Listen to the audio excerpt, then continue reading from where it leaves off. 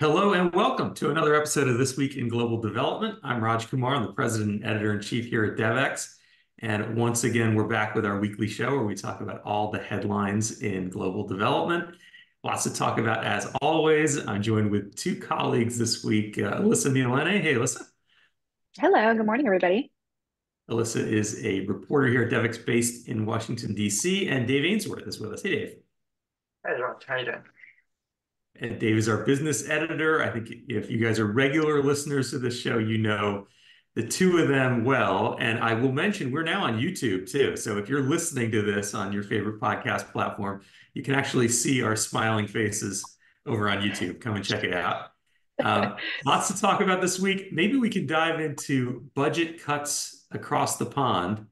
Um, David, I'll turn to you to get us started, right? We've talked a lot in some prior episodes about what's going on in the US development funding scene, but we've got a couple of pieces this week touching on a couple of the largest aid donors in the world, Germany and the UK, and some news coming out of both those countries about development funding. What have we learned?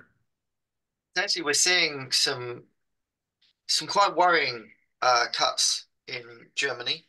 I'm just going to get the figures in front of me. We're looking at a cut from 11.2 billion euros last year or this year to down to 10.28 billion euros in 2025 from Germany. So basically £1 billion, billion euro. All They're the all pretty currencies close are, now, but all the yes, yeah, currencies are pretty similar billion euro. nowadays. So, but roughly $1 billion cut in Germany's aid funding. That's a pretty big deal. Germany's the second biggest aid funder in the world. It's historically been at around sort of $30 billion compared to the United States sort of $50 billion. Those are sort of rough proportions. It's changed a bit from year to year. Um, and Germany's been historically a very generous donor. It hit at one stage 0.84% of GNI as a proportion of its total income, like as its ODA, which is among the highest in the world.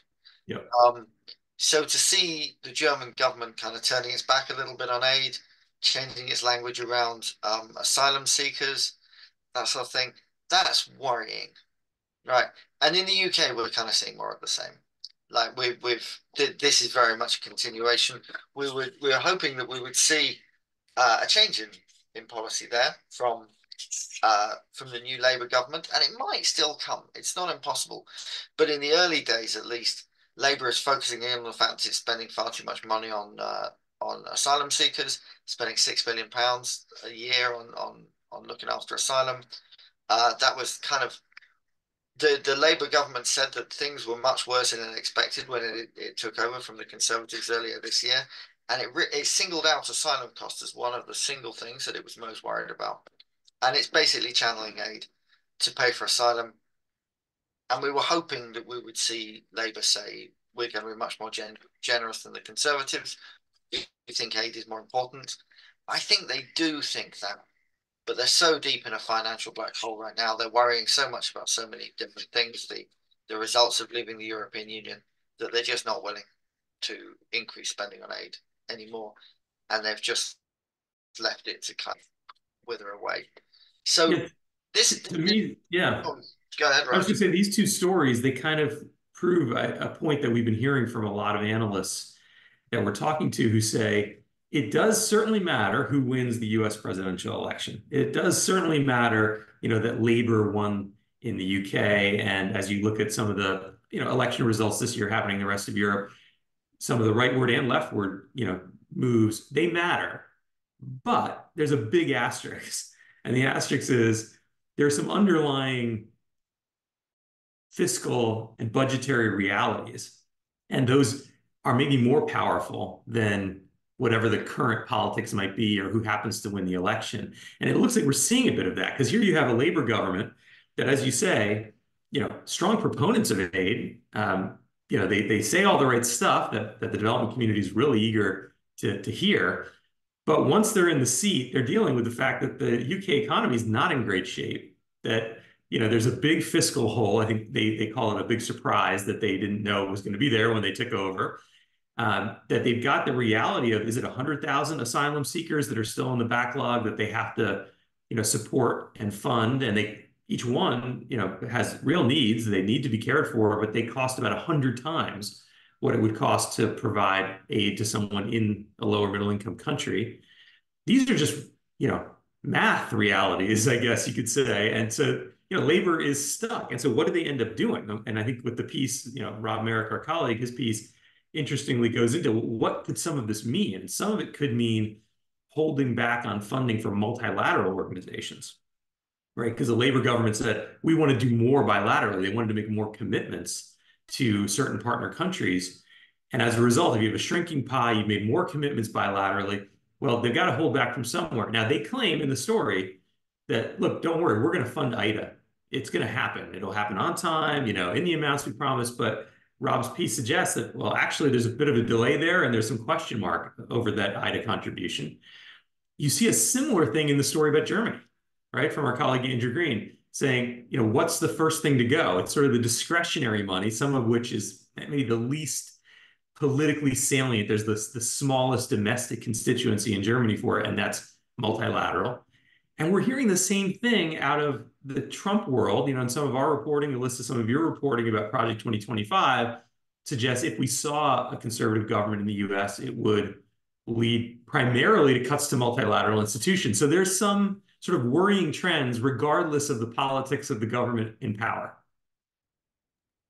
Yeah, I think that's right. And I think something else to just keep in mind is the kind of UN benchmark for aid spending, right, for countries is 0.7% of a country's gross national income. Now we're talking for these cuts for the UK, something like 0.36. I think the latest numbers for countries like the US, at least for last year, let's see what it was. Yeah, we've got Germany was 0.79 last year in terms of how much they were spending.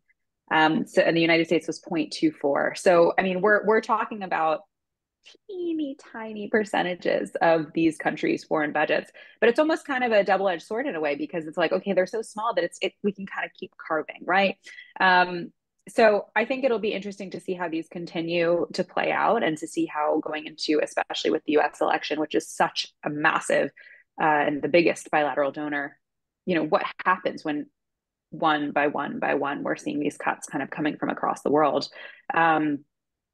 Yeah, it's something to watch, and it's something to see. I mean, maybe it's also worth looking for us to look at the Nordic countries that have typically led the way. We've had news of our own about Sweden and others. We're seeing similar trends across kind of the entire world at the moment. Yeah, and it does, I think, call into question whether these percentages of gross national income are even the right metric, because one of the other trends we've done a lot of reporting on is it can lead to countries sort of gaming the system. And a big part of the story this week about the UK is the debate about, well, can they count asylum seeker costs as part of their aid budget? How much can they count it? And there's a push and pull. And if you're Labor, you're sort of caught in this, because you want to say, no, it doesn't count. Of course, we're going to find the funding elsewhere. But when you say it doesn't count, then it looks like you have a much smaller commitment to foreign assistance, because your percentage goes down. So you get caught in this sort of definitional weeds, and it makes, the US, the OECD DAC, which is the institution that governs, what counts as aid and what doesn't, a more important institution. We've been covering it more and more in recent years here at Devex, just because suddenly how you define this matters a lot. But you get critics from the other side saying, I mean, look at the US number, it's really small. If you focus on that, you're kind of missing the picture, because the US is by far the biggest donor for almost every, issue and multilateral institution. Plus, US tax policy leads to massive philanthropy, much outstripping other countries, even on a per capita or gross national income basis. So, you got to sort of count that in there too. And then finally, you have people saying, well, like, we're looking at all the wrong things here. We're just looking at the inputs. What about the outcomes, the quality of aid? And so I think there's a much larger debate, which we'll have, I think, on our stage at the UN General Assembly in just a couple of weeks, with some of the leaders in the space, some of the big thinkers. I'm going to be interviewing Ankur Vora as an example, who's, the chief strategist over at the Gates Foundation. He's, Bill Gates' like right-hand advisor on exactly these kind of questions. Like, maybe we need to have a different way of thinking about these issues than we did in the last couple of decades, just given these fiscal realities and sort of where we are today. I think that's absolutely right. I mean, so many different questions that I've been scribbling furiously whilst you've been talking, all the things you've thrown up there for me to think about. I think some really interesting things. One is it doesn't really matter what you do with ODA if your wider policies don't match up. And we're talking about debt, we're talking about foreign direct investment, all that sort of stuff. That's dwarfing the issues of that can be paid for with direct development cash. If your tax policies aren't good and your policies around debt aren't good, then those are creating far bigger headaches for the countries that you're trying to help than anything you might do with direct development expenditure. So that's something to be considered. Then I think you're absolutely right. We're looking at European countries are gaming the system furiously. They want to get to 0.7. They want to look good. They're throwing in absolutely everything. They can say, does this look a bit like development spending to you? Sure, chuck it in, like whatever it is. Like, yeah, okay, some loans, you say, throw them in. Right. Okay. And the United States, on the other hand, is taking a completely different approach. It's saying, does this count as development spending? Well, if it counts as development spending, then we're going to have to, people are going to be able to audit it. We're going to have to answer to people. We'd have to dress it up and let's not call it development spending. Then we can do what the hell we like. And we also, I feel like the US doesn't want to look too big. Like if we were dividing this up equally, the United States would be contributing more than the other 20 to 30 countries in the DAC put together in terms of the economy, or about 50-50. And I don't think the US is entirely comfortable with that kind of model. We pay half, everybody else pays the other half. Then you start to look a bit like, I don't know, what's the metaphor? It's like how Superman is actually more powerful than the rest of the Justice League put together, and nobody likes that stuff, that kind of picture. So the US is trying to kind of balance it out and make the Europeans look more generous. Traditionally, Europeans have been a lot more generous than the US in giving aid, but there's a couple of pressures on them right now. One is the vast number of refugees that has flowed into Europe in the last few years. We've seen refugees from Ukraine, refugees from Syria, people coming in from Afghanistan. The Europe is kind of basically has had to deal with a huge influx of asylum seekers, and the Europeans are really fighting among themselves about whose fault this is, whose problem this is. Here in Britain, we spent ages and ages and ages complaining about the French and the fact that they're not doing their fair share. The Italians are complaining, and the Greeks are complaining about the fact that they're getting people sailing over the Mediterranean and the Northern Europeans aren't supporting them properly. The Germans had much more of a kind of let them all in, let them come kind of attitude for a long time. But now, with a political change there, that's much less palatable for them. And I think what's worrying is we're not just seeing Germany and the UK cutting aid. We're seeing France, we're seeing Holland, we're seeing Sweden, we're seeing all of the big, most generous Northern European funders. And all the top 10 most generous funders of aid in terms of GNI per capita, I think, are in Northern Europe. And all of them, with maybe the exception of Luxembourg, which is probably not a key player here, sorry, Luxembourg, like all of them are saying we think we're going to have to do a bit less. The only good news is that the US is increasing its spending hugely at the same time, largely I think for kind of geopolitical reasons, because it is using aid as a tool to extend its reach in places like Ukraine and has actually started to spend more. Yes, I think one of the key things we'll have to look at is just to what degree are these countries that are reducing their aid budget, reducing it kind of proportional to what they currently spend, so everybody gets hit a little bit, or to what degree are they actually really cutting deeply from some aspects of their budget in order to preserve others? And I think that's a particularly big question this year and next year with all of the replenishments for so many global health initiatives that are all coming up at the same time. Are they going to get hit by this, or will those be prioritized and other things get hit? In the story about Germany, it talks about a 400 million euro fund for NGOs getting hit. That was kind of like a more flexible fund for transitional funding for NGOs. Talked about multilateral institutions getting hit. So where does that go? And as I said earlier, do the domestic political constituencies, domestic NGOs that work internationally, domestic development consulting companies that work internationally, do they have more political salience and therefore hold on to a bit more of the bilateral budget? And then other aspects, especially multilateral, get hit. So, I think it'll be really interesting to see where across these cuts or where do they land? Because it may not be that all things are treated equally. And that will have some big reverberations across the broader development and humanitarian space. I also think, just to not get us too off track, but there is an interesting piece of all of this, which is I think often in our sector we can be around the echo chamber of, we're all, I was on Capitol Hill yesterday at various briefings, and we're all pushing for more funding and X, Y, and Z, and everyone wants it. But we've done quite a bit of reporting recently about how people are coping with things like job loss and burnout and these types of things, and there is a whole other piece that we often are, unless we're confronted with it, forget exists. But that's, a lot of it is the reason why these cuts, and like Dave said, why the US, for example, doesn't want to seem like such a big donor. I was recently talking to an organization that supports aid workers in the UK, and they were saying that increasingly over the past few years, aid workers who work specifically with refugees have had a lot of attacks, like personal attacks, things like garbage outside of their porches.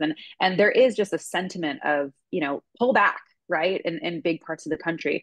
And we might, again, be seeing and hearing a lot of, no, push forward, let's get more aid. But these are the types of things that aid workers and governments are up against, right? Because there are constituencies that want countries like the UK, want countries like the US to pull back. And aid workers often, of course, the people who are receiving that aid are bearing the cost, but so are aid workers. And so are the people even, working at places like support centers of care to receive refugees and to help them get up to, up to the language and legal requirements, et cetera, that they do when they land in London. This is kind of happening in the background, and it's all part of this messy picture of kind of why these cuts are happening and the impact. It's a great point that the context really matters here. And in fact, we had a story this week as well about China and their big conference on Africa. They invited, I think, 50 heads of state who came to China for this major conference, a really big moment. And it talks about the funding that they've announced, but you've got to look at the context there too. It's different than Europe. It's not about a migration crisis, but it is about a rapidly decelerating economy, and a sense that their Belt and Road Initiative really has not panned out the way they intended. They thought that $1 trillion initiative was going to be a moneymaker. It was going to be lauded and applauded around the world. And it's been a much more mixed picture. Right? Lots of countries finding themselves just overly indebted and feeling like the money that they borrowed was not well spent, and kind of being in a debt trap. And China's getting a lot of the blame for that. And so here they are announcing yet more lending, more aid. It's a little hard to understand since they're quite opaque about their funding, how much of this is really new money. But I don't know if you saw that piece, Dave, and had any thoughts. Yeah, I was interested to read this, to be honest. China's committing an additional $51 billion in Africa. It's promised huge amounts of new lending, and it kind of doubled down. And we're hearing from some sort of China experts saying the only reason that they pulled back in the last 2 or 3 years, which they definitely have done, is because they were struggling with COVID. They were wrestling with some internal things. They couldn't get out to the continent to actually talk to people. And they haven't kind of backed off the Belt and Road Initiative at all. They're still lending a huge amount. And our piece contains some things I didn't really know about, to be honest. If I'm looking at this, I certainly learned quite a lot reading this.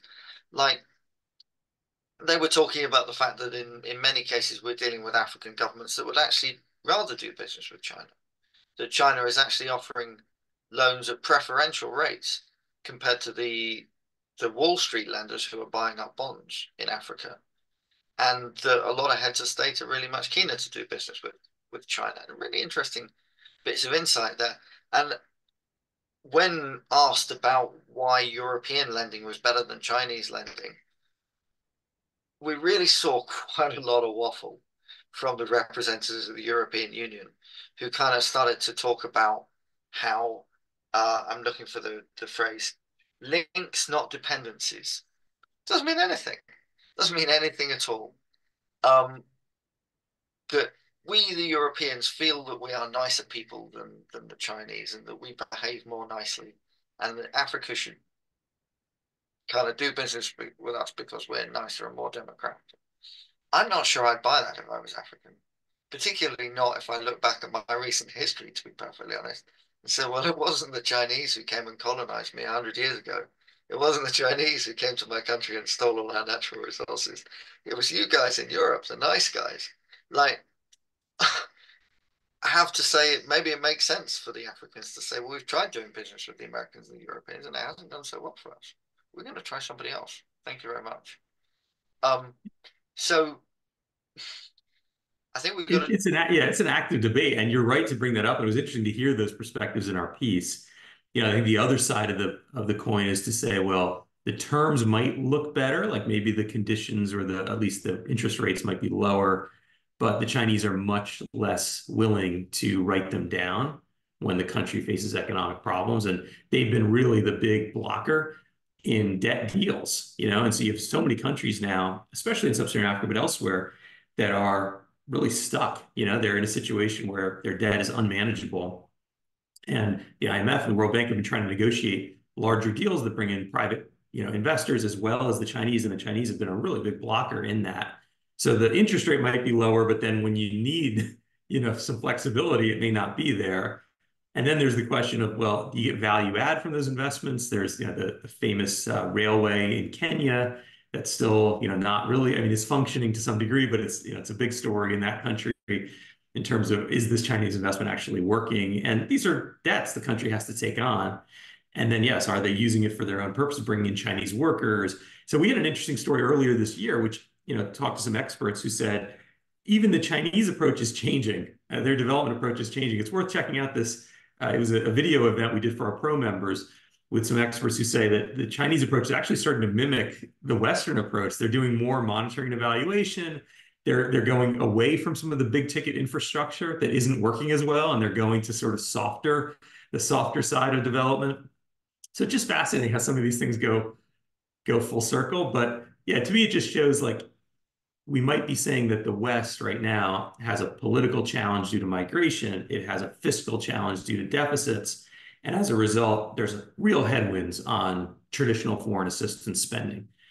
But the other big player in the world is China. And they too, they made this big announcement, but they too are facing really severe domestic political context, which is, a decelerating economy. And so it's a question, how much can they really step up and fill the gap that's being left maybe by the European donors? We had a few other, interesting stories this week that maybe we should get into as well. And maybe related, just thinking back in the US picture, which is around localization and a new humanitarian localization policy. Alyssa, I wonder if you want to tell people about that story. Definitely. So the really this has been something that folks have been waiting on, especially those who follow localization. But USAID has published a it's called the Locally Led Humanitarian Assistance Policy, and this is something that really looks at what is USAID's policy, and it doesn't go as far as a strategy, but really kind of like broad overall approach to how they are going to localize more humanitarian aid funding. And this is a big deal because humanitarian aid funding is really hard to localize. I mean, there's a number of reasons why. Just to get into a couple of them briefly. One is that often if an emergency strikes or a disaster hits, countries won't have kind of the networks and the relationships with existing local responders to quickly give them money. And often it can be easier to go and just, give that to a UN agency or UNHCR, one of these organizations with this funding stream already set up. It's also a lot harder to monitor local organizations in working in a conflict zone or a crisis, and these complex emergencies. And we're talking about US taxpayer dollars. So this is something that USA does need to do and values. So a number of different reasons. There's also things about, for example, the neutrality aspect of what an INGO can bring to a conflict. Anyway, so because of all these reasons and others, year over year, the localization portion of USAID humanitarian dollars has been super low. Last year, it was something like 2%. The year before, it was like just over 1%, I think, if I'm getting that right. So the rest of development funding, and kind of when you look at the overarching USAID picture of localization, it's just under 10%. But then if you take that humanitarian piece, we dropped it too. Anyway, so this policy is an attempt to change that. It's an attempt to think about, okay, how will USAID go about bringing these numbers up, really getting more money into the hands of these local responders? And from talking to folks, I think people are overall feeling pretty good about it. I think the individuals that I've spoken to in the development sector and the humanitarian sector first really were happy that one, humanitarian funding in general and the humanitarian sector was getting this deeper look, recognizing that it is really different to localize humanitarian aid than it is development aid. There is this power imbalance that can be, exists in both sectors, but it's particularly strong and heavy in the humanitarian space. But also just kind of looking at the different ways, all conflicts and disasters and crises, whether they're protracted or you're helping build communities for resilience or you're immediately responding, those are all very different situations. So the policy gets into all of those things. And I think, maybe I can stop there for that can be our primer and our briefer, but it's, again, an approach, not a particular like, okay, we will do X, Y, and Z.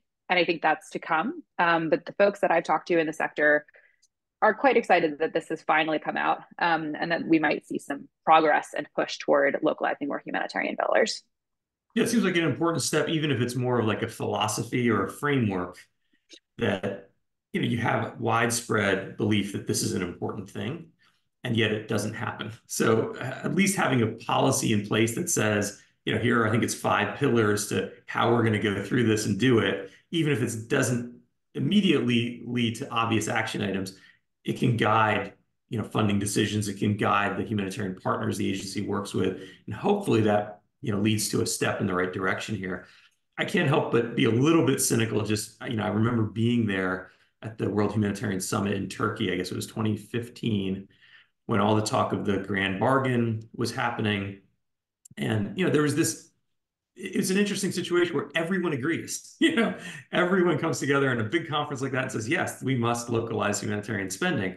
And why must we do this? Because we actually have very limited spending and we have a growing number of humanitarian crises. And in order to make that money go further, you've got to work with local actors who, have much more ability to get more bang for your buck and can create more resilience. So when the next crisis comes, they're better prepared. Maybe they can even, partially prevent it. So there's this widespread view this has to happen. And yet here we are, 8 years later, 9 years later, and basically nothing's happened. We're honest. Certainly quantitatively, essentially nothing has happened. So a lot of talk, we've spilled a lot of ink on it at Devex, yet here we are. So I think, a healthy dose of cynicism is probably needed, or at least skepticism in reporting on and listening to these new ideas. But it does feel like it is at least a step moving in the right direction. Yeah, I feel like it feels very similar. I've said this before, but it feels very similar to how I said to my wife the other day, I really should get my weights bench out. I really should do some weights today. I really should go running. And then I went to watch some TV, right?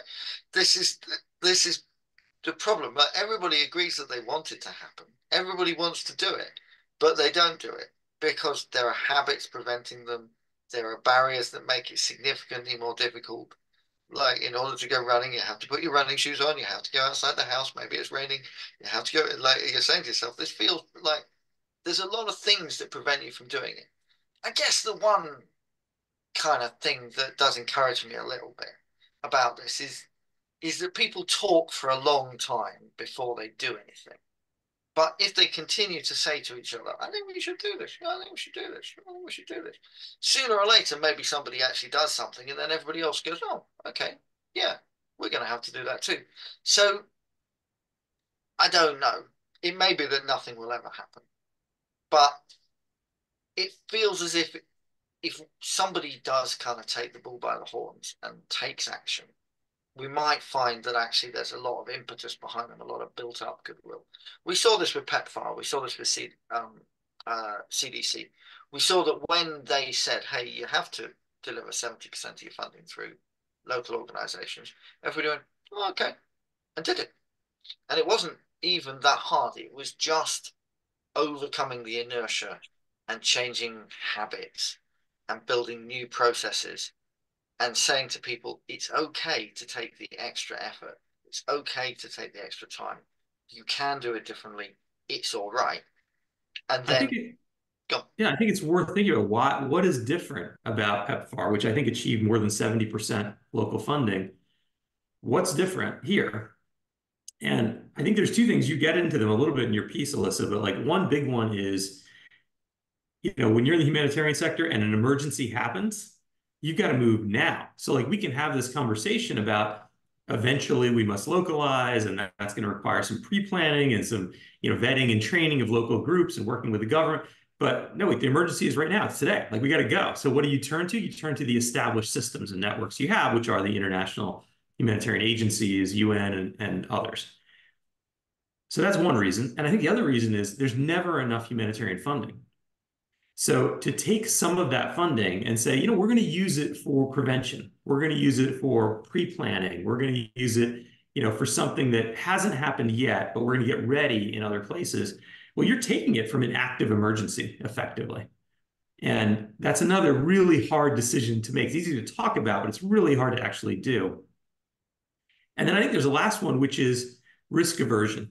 And risk aversion exists in the development sector too. I think it's the main reason why development has been so slow to localize is people operate with a high degree of fear that, they're going to get written up or called before the parliament because they, spent money on the wrong thing. I think we talk about in the piece about Germany, the BMZ getting criticized because they funded bike paths in Peru, right? Which they said was, part of their climate change effort in that country. But it sounds terrible politically inside Germany to, maybe a domestic, more populist constituency as why aren't we getting bike paths here?